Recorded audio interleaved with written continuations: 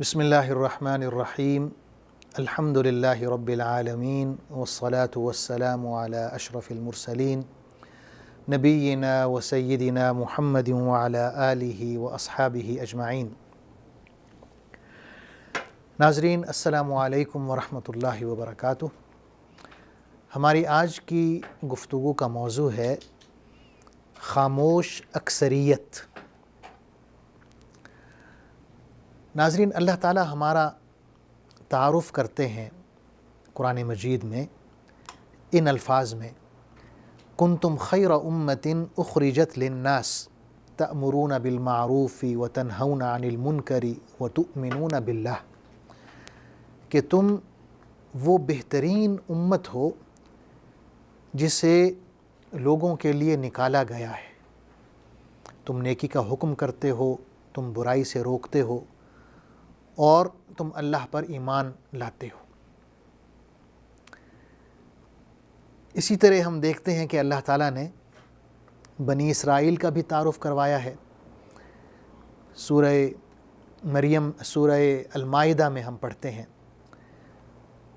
لعن الذین کفروا من بنی اسرائیل علی لسان داود وعیسی ابن مریم ذلک بما عصوا وکانوا یعتدون کانوا لا یتناہون عن منکر فعلوہ لبئس ما کانوا یفعلون، کہ بنی اسرائیل کے وہ لوگ جنہوں نے کفر کیا، ان پر داود علیہ السلام نے اور عیسیٰ علیہ السلام نے لعنت بھیجی۔ اس کی وجہ یہ تھی کہ وہ نافرمان تھے اور حد سے گزرنے والے تھے، اور وہ ایک دوسرے کو برے کاموں سے نہیں روکتے تھے۔ یعنی ان کا جو گناہ بتایا گیا ہے وہ یہ ہے کہ تو نافرمانی کرتے تھے، اللہ کی جو حدود ہیں ان کو پھلانگتے تھے اور ایک دوسرے کو برائی سے نہیں روکتے تھے۔ حضور اکرم صلی اللہ علیہ وسلم نے بنی اسرائیل کے حوالے سے بتایا کہ ان میں زوال اس وقت شروع ہوا کہ جب کوئی شخص کسی کو برا کام کرتے دیکھتا تھا تو اسے روکتا تھا کہ اے فلاں، اللہ سے ڈرو، یہ برا کام ہے، تمہارے لیے جائز نہیں ہے۔ لیکن اگلے دن جب وہ شخص اسی شخص کو دوبارہ وہی کام کرتے دیکھتا تو روکنے کے بجائے وہ اس کے ساتھ بیٹھتا، اس کے ساتھ کھاتا پیتا، گپیں لگاتا اور اسے دوبارہ منع نہ کرتا، بلکہ اس کا ہم نوالا اور ہم پیالہ بن جاتا۔ تو حضور صلی اللہ علیہ وسلم نے فرمایا کہ جب یہ چلن چل پڑا بنی اسرائیل میں تو اللہ تعالیٰ نے ان کے دل پھیر دیے اور ان کا آپس میں بہت زیادہ اختلاف پیدا ہو گیا۔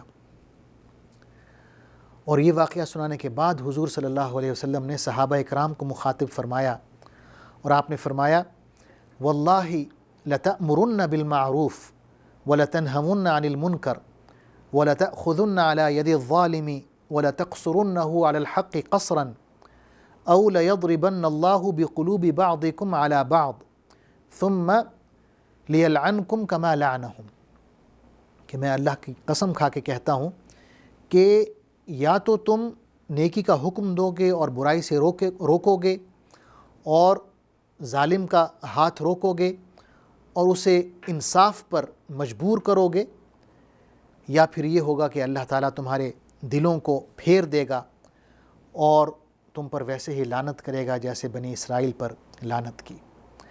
یعنی یہ جو نیکی کا حکم کرنا ہے اور برائی سے روکنا ہے اور ظلم کے خلاف آواز اٹھانی ہے، ظالم کا ہاتھ روکنا ہے، اسے انصاف پر مجبور کرنا ہے، یہ فرائض میں شامل ہے، یہ ہماری ذمہ داریوں میں شامل ہے۔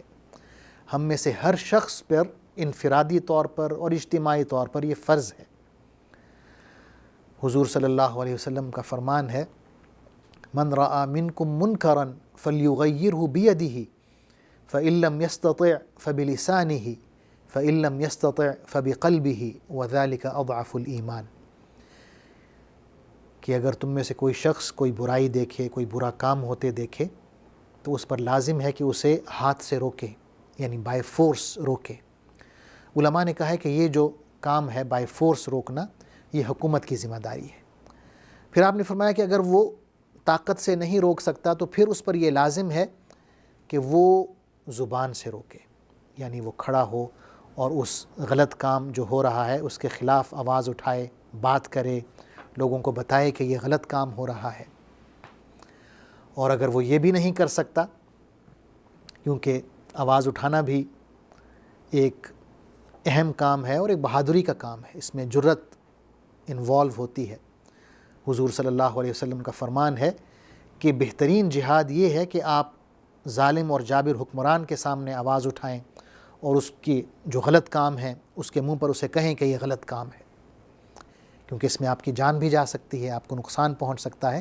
تو حضور صلی اللہ علیہ وسلم نے اس کام کو افضل الجہاد گردانا ہے۔ پھر آپ نے فرمایا کہ اگر آپ زبان سے بھی نشاندہی نہیں کر سکتے، آواز بھی نہیں اٹھا سکتے باطل کے خلاف، تو پھر کم از کم یہ ضرور ہو کہ آپ دل میں اس کام کو برا جانیں، اور یہ ایمان کا کمزور ترین درجہ ہے۔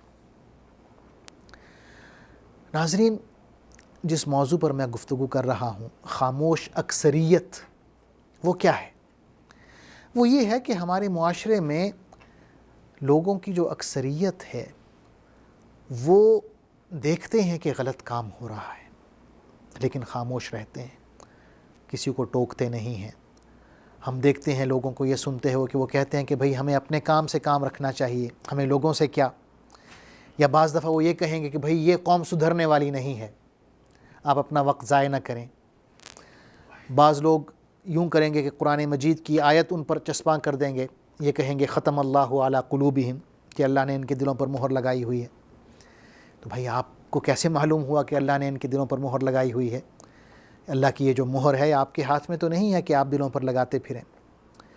ہم پر جو لازم ہے، جو ہماری ذمہ داری ہے، وہ وہی ہے جو حضور اکرم صلی اللہ علیہ وسلم نے بتائی ہے، واللہ لتأمرن بالمعروف ولتنہون عن المنکر، کہ میں قسم کھا کے کہتا ہوں کہ تم لازماً یا تو برائی سے روکو گے اور نیکی کا حکم دو گے، یا پھر یہ ہوگا کہ اللہ تعالیٰ تمہارے دلوں کو پھیر دے گا، یعنی یہ ایک سزا ہوگی اللہ کی طرف سے۔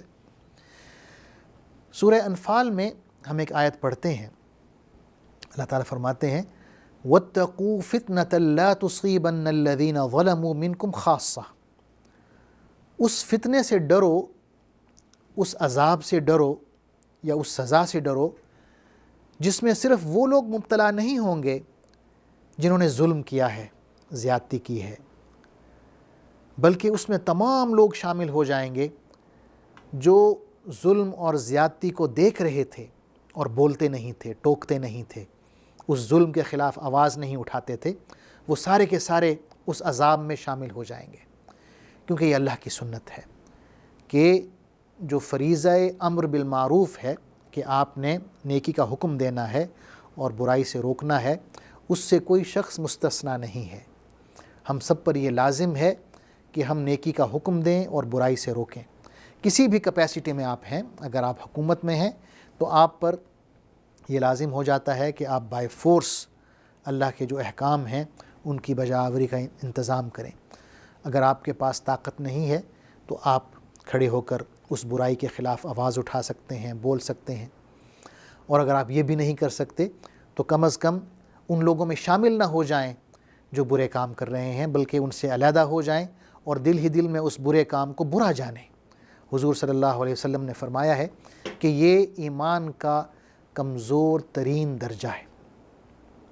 ایک مقام پر حضور صلی اللہ علیہ وسلم نے فرمایا ہے الدین النصیحہ، کہ دین سارے کا سارا خیر خواہی کا نام ہے۔ لوگوں نے پوچھا کہ اے اللہ کے رسول ہم کس سے خیر خواہی کریں؟ تو آپ نے فرمایا للہ ولی رسولہ ولی کتابہ ولی ائمۃ المسلمین وعامتہم۔ آپ نے فرمایا کہ یہ جو خیر خواہی ہے یہ اللہ کے لیے ہوگی، اللہ کے رسول کے لیے ہوگی، اللہ کی کتاب کے ساتھ ہوگی، اور آپ کے جو حکمران ہیں ان کے ساتھ خیر خواہی ہوگی، اور عام لوگوں کے لیے بھی خیر خواہی ہوگی۔ مطلب یہ ہے کہ آپ اپنی جو خیر خواہی کا جذبہ ہے اس کو کسی حد میں محدود نہیں کر سکتے۔ اللہ کے ساتھ آپ خیر خواہ ہیں، یعنی جو کام آپ کر رہے ہیں وہ اللہ کی ذات کے لیے ہے، اس کی خوشنودی کے لیے ہے۔ اللہ کے رسول کے ساتھ آپ خیر خواہ ہیں، اللہ کے رسول کے ناموس کی حفاظت کر رہے ہیں، اللہ کی کتاب سے خیر خواہی ہے، حکمرانوں کے ساتھ خیر خواہی ہے، آپ ان نصیحت کر رہے ہیں، لوگوں کے ساتھ خیر خواہی ہے۔ پھر علماء نے یہ بھی کہا ہے کہ یہ جو نصیحت ہے اس کے آداب ہیں۔ اگر آپ سب کے سامنے نصیحت کرتے ہیں تو آپ اسے شرمندہ کر رہے ہیں، تو یہ طریقہ نہیں، آپ اسے علیحدگی میں بات کریں گے تاکہ اس کی عزت نفس جو ہے وہ مجروح نہ ہو۔ آپ علیحدگی میں اسے سمجھائیں گے کہ یہ بات غلط ہے، آپ کو یہ بات کرنا چاہیے تھی، یا یہ کام جو آپ کر رہے ہیں وہ غلط ہے، یہ نہیں کرنا چاہیے تھا۔ تو جب وہ شخص محسوس کرے گا کہ آپ واقعی اس کے خیر خواہ ہیں تو وہ سیدھی راہ پر آ جائے گا، اور اس میں آپ کو بھی اجر ملے گا، اور وہ شخص جو آپ کی بات سن کر سیدھی راہ پر آیا ہے اس کا بھی اجر آپ کو ملے گا۔